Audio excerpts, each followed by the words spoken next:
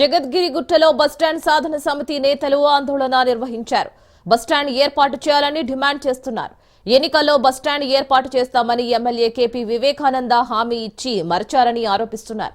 జగద్గిరిగుట్టలో నిత్యం ట్రాఫిక్ తో ఇబ్బందులు పడుతున్నామని, సౌకర్యాలు లేక ఆర్టీసీ కార్మికులకు తీవ్ర ఇబ్బందులు తలెత్తుతున్నాయని చెబుతున్నారు. తక్షణమే రాష్ట్ర ప్రభుత్వం చొరవ తీసుకుని జగద్గిరిగుట్టలో బస్ స్టాప్ ఏర్పాటు చేయాలని డిమాండ్ చేస్తున్నారు. ట్రాఫిక్ కష్టాల కారణమైన ఎమ్మెల్యే కేటీఆర్ వైఖరి రాష్ట్ర ముఖ్యమంత్రి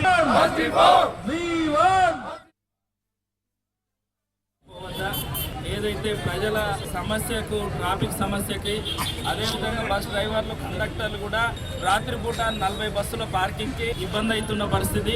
గత దశాబ్ద కాలంగా జగద్గిరిగుట్టలో ఉదయం సాయంత్రం ట్రాఫిక్ సమస్య అందరికీ తెలుసు.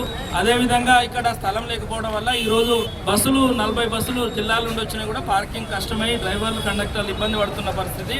దీనిపైన గత బీఆర్ఎస్ ప్రభుత్వం కూడా మేము బస్ డిపో నిర్మిస్తామని 2017లో కేటీఆర్ ఇక్కడ స్థానికంగా బీఆర్ఎస్ ఎమ్మెల్యే హామీ ఇచ్చి ప్రజలను మోసం చేసిళ్ళు. అధికారంలో ఉన్న కూడా జగద్గిరిగుట్ట బస్ డిపో నిర్మించలేని చాతగాని దద్దమ్మలు ఇక్కడ ఉన్న ఎమ్మెల్యే గత బీఆర్ఎస్ ప్రభుత్వం. మేము ప్రస్తుత రేవంత్ రెడ్డి గారు ముఖ్యమంత్రి గారినైనా కోరుతున్నాం.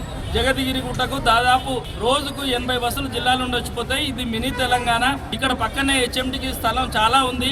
ఏదైతే టీజీఎస్ఆర్ ఆర్టీసీ ఎండి సజ్జనార్ గారిని తర్వాత కలెక్టర్కి ఆల్రెడీ మెమరాండం ఇచ్చినాం. మేము ప్రజల తరఫున రిక్వెస్ట్ చేస్తున్నాం. జగద్గిరిగుట్ట బస్ డిపోని హెచ్ఎండి స్థలంలో 10 ఎకరాలు కేటాయించి నిధులు కేటాయించి ఇక్కడ బస్ డిపోని నిర్మించడం వల్ల ఇక్కడ ప్రజల సమస్యను ట్రాఫిక్ సమస్యను పరిష్కరించడమే కాకుండా తెలంగాణ ప్రాంతానికి సంబంధించిన ఇక్కడ ప్రజలు రావడం పోవడానికి కూడా ఇబ్బంది లేకుండా ఉంటుంది. బస్ డ్రైవర్లు 40 బస్సులు నైట్ పార్కింగ్ కూడా వాళ్ళ కష్టాలు వర్ణనాతీత మౌలిక వసతులు లేని కాబట్టి జగద్గిరిగుట్టకు ప్రజలకు ముఖ్యమైన సమస్య ఏంటంటే వాటరు, అదే విధంగా బస్ డిపో సంబంధించిన ఈ 2 సమస్యలు పరిష్కరిస్తారని మేము కోరుకుంటున్నాం.